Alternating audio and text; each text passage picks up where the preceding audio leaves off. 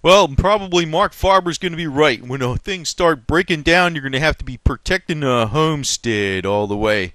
I don't think that's going to happen just right away, though. But in the future, it does look like if there ever is this currency collapse, you're going to have to be heavy on self-preservation. And I'm going to point out something else, another angle about banking collapse and everything. It's something people don't talk about. They'll talk maybe a little bit about the shadow banking system, and you'll say, what the hell is the shadow banking system? Basically it's the banking system that's off the books. And they'll have a lot of this in China, too. Big time in China. It's almost like, you almost associate, off the books type of loans and loan sharkings with the mafia and Italians and stuff. I think the Chinese are the ones that really got into it first. But in China, for instance, a lot of the construction loans are basically off the books because the traditional banking system would not lend the money to these construction firms because they were too risky. They were too risky loans, so they got it from other places. But these other places got it from the established banks. So, that's another thing that nobody really knows how many loans are out there, and that could fold up the banking system. The only way around keeping it afloat is to print money. It's QE.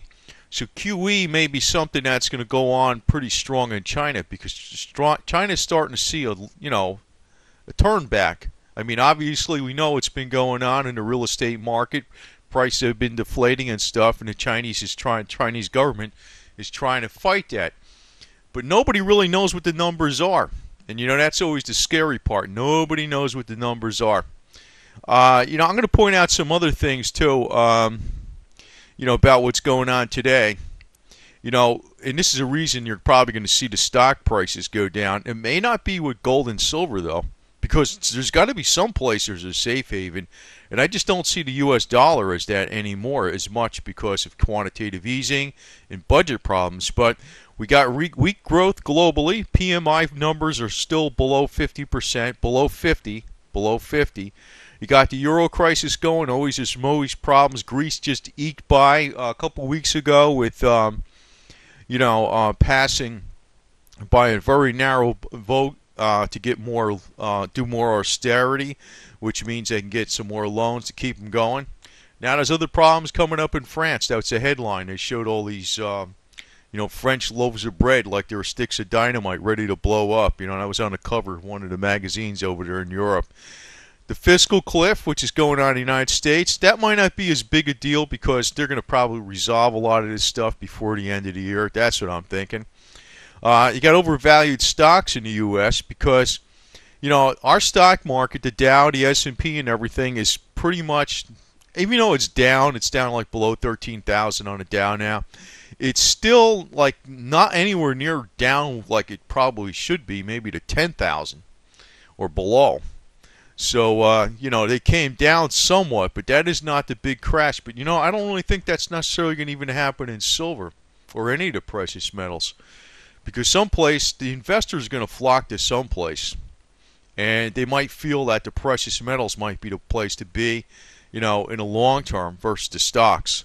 So I think that's what's going to keep the demand up. Not so much industrial demand, but silver could be a good one for that because it's well known. Maybe even platinum and palladium. Platinum, like I said, it's got the lowest, I said it before, it actually has the lowest stockpiles in the last 11 years. So, I mean, I don't know. It's not doing that good, but, it doesn't make sense. It doesn't make sense. So, sometimes the fundamentals don't really drive the market, but then they seem to have a way of catching up, just like with silver and gold.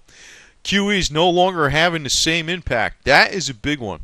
Because what that means is, and you know why QE is not having the same impact? It's just like, if you had everybody in the neighborhood had, $100 million each. Some crazy number, I'll put it out there.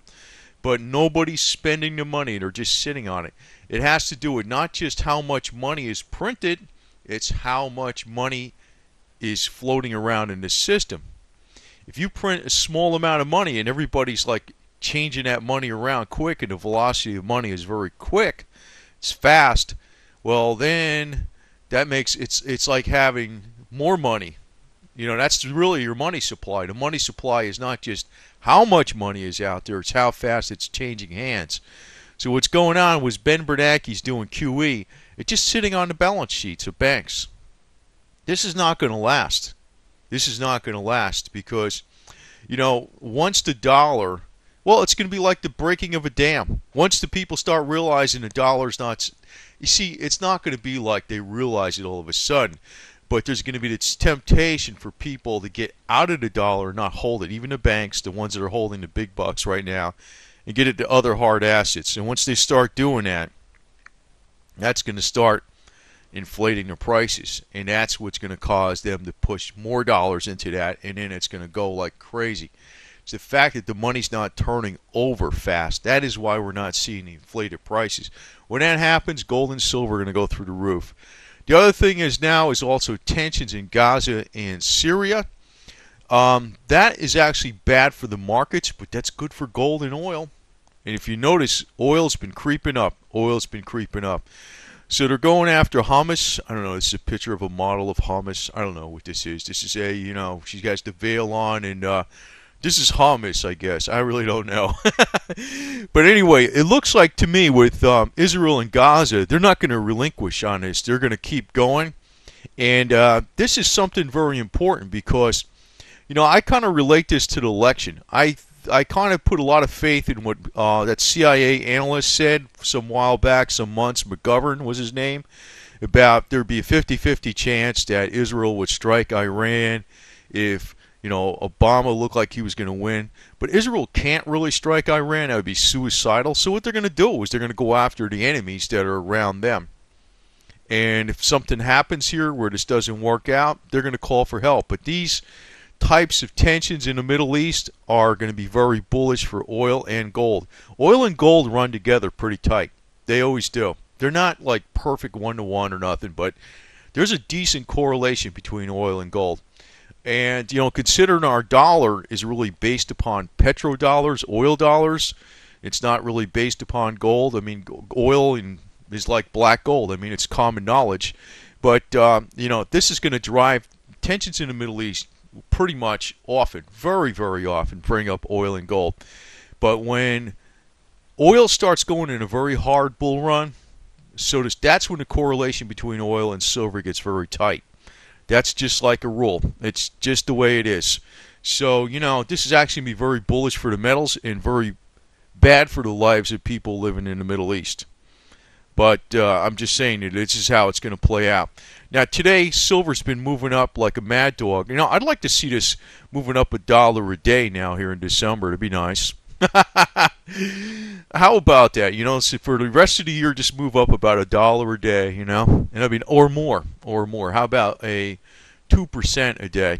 And I'm going to point out something else. I'm going to actually tell a couple bullshit stories here too, but they're not bullshit. But I'm going to point out something else. If you're really somebody that really knows the markets, and I pointed out that people, I'm just basically a commentator, but I like doing this, and that was kind of my background. Actually, accounting, construction accounting, but I've been around, the boutique investment brokerage houses, and the guys that were like Series 7s, and they were in the business for decades and decades, and they've been, they know all these financial instruments. But what I want to point out, if you're a whiz-bang stock market person, your crap, like you could pick out what's going to move this day and move that day, say for instance you had $10,000 and say your goal was to get 10% a week. That's insane if you really think about it. But say, if you're looking at what stock prices do, if you pick the right one, a lot of times stocks will move 10% in a day. But say you picked one out and you picked a winner. Well, if you had $10,000, you went up 10% a week, by the end of the year, you got almost $1.3 million. And, that's not talking doubles or nothing like that. I mean, this is a hell of a lot of money. This is crazy. But my point is this.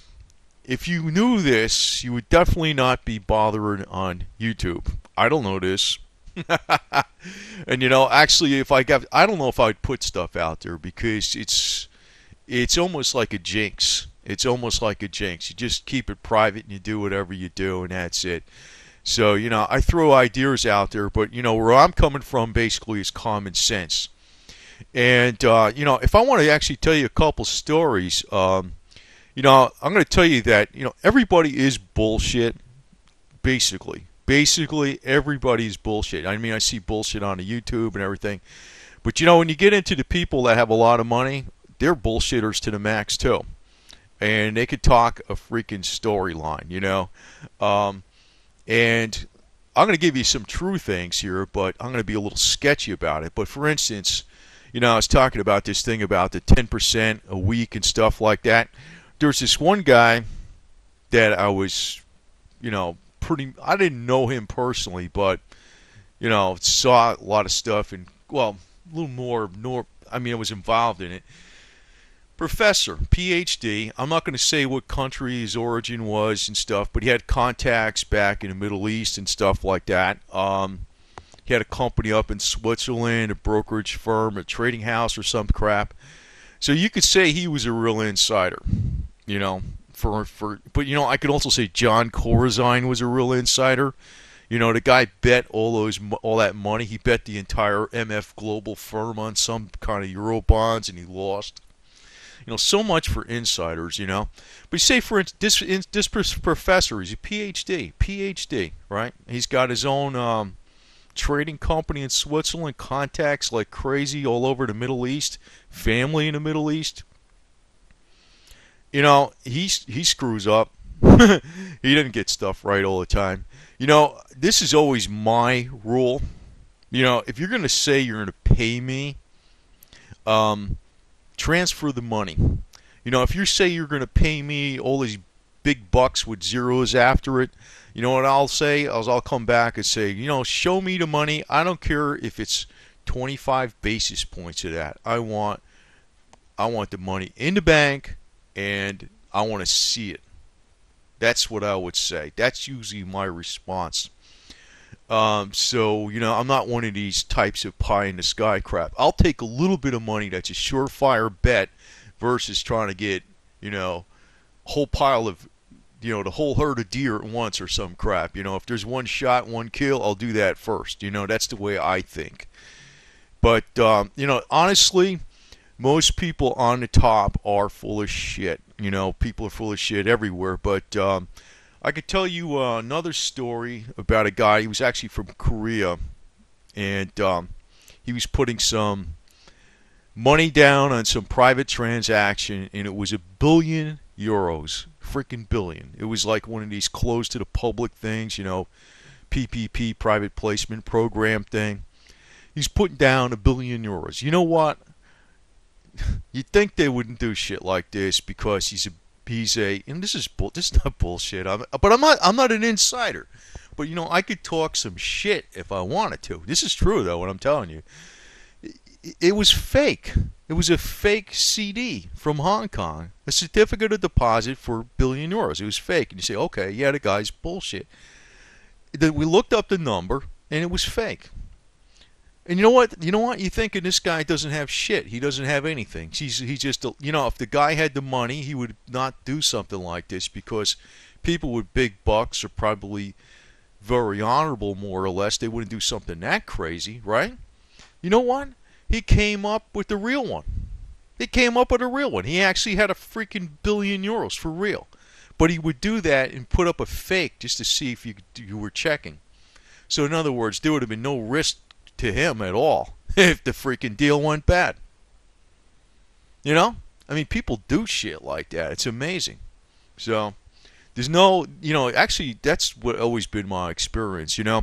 I will check up if anybody we were dealing with, I will check everything on that son of a bitch. I'll find out everything. You'd be surprised what you could find out. I will find out everything about those fuckers, man. That's because that was always my deal. I was like the pit bull for, I wasn't just an accountant, I'd find out. I'd find out every way, and I'd do a lot of shit. I don't want to say what I did, but I do a lot of shit. So I'm very much used to, what can happen in the business world. So there's a lot of different things that can happen. Oh, and by the way, speaking of the QE, going back to the subject about QE, Shinzo Abe he's running for the Prime Minister of Japan. He's actually put this on his platform. He would make the Bank of Japan purchase construction bonds directly from the government to stop deflation if his Liberal Democratic Party wins. So the word of the day basically is more and more QE all throughout the world. All throughout the world. I can't see how this isn't bullish for metals. Not at all. Not at all. I mean, I can't see how the metals are going to be going down. The metals are the right place to be. Actually, I want to give you some other story too. I was talking about Hamas and Israel. I know there's a lot of people out there. Currently, I'd say Israel has the worst, public relations going now in the world right now than they've had in, I guess, recent decades.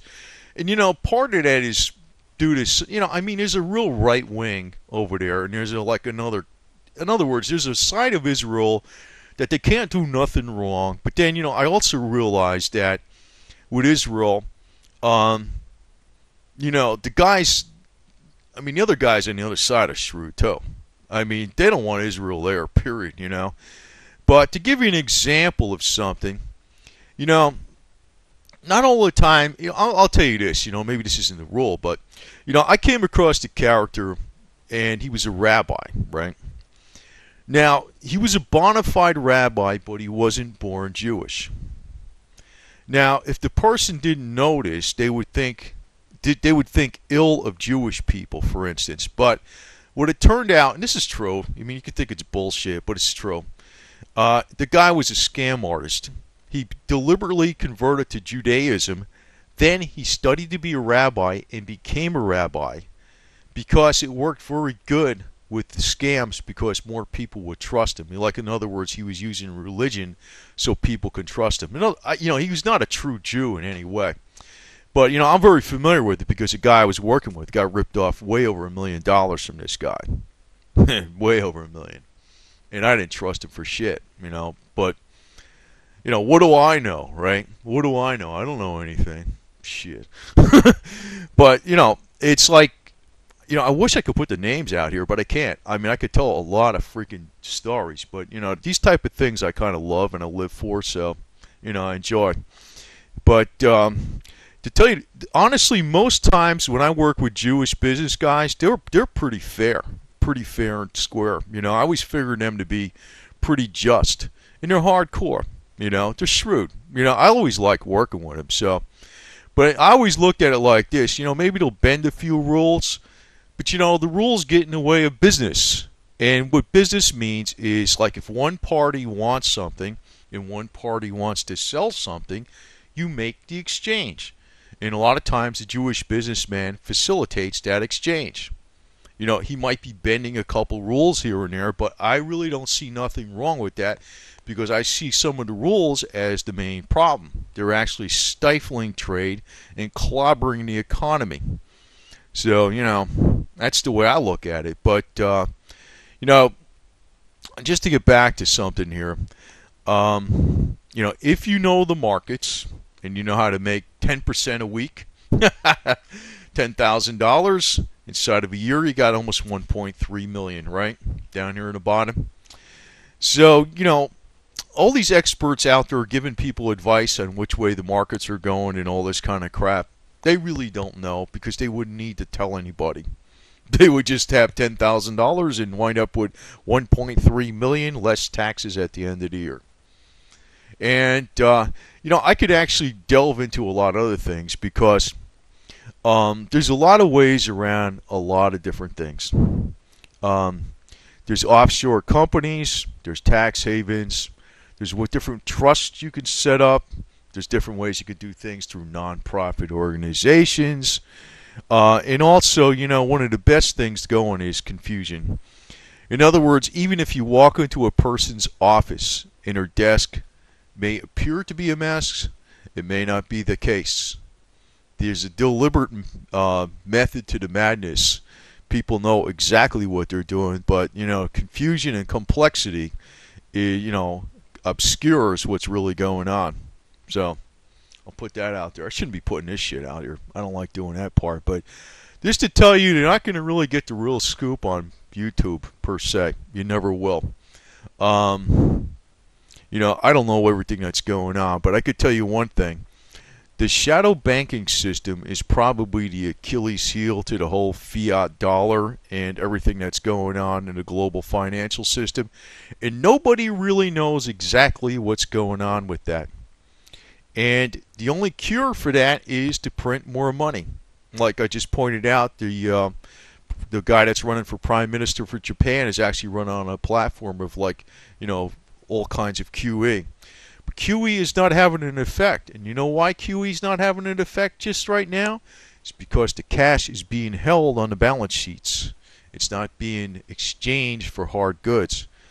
But at one point in time, there's going to be more exchange of that cash for hard goods. And as that chase for those hard goods starts hitting harder and harder, and quite obviously the Chinese are buying hard physical assets like gold and silver.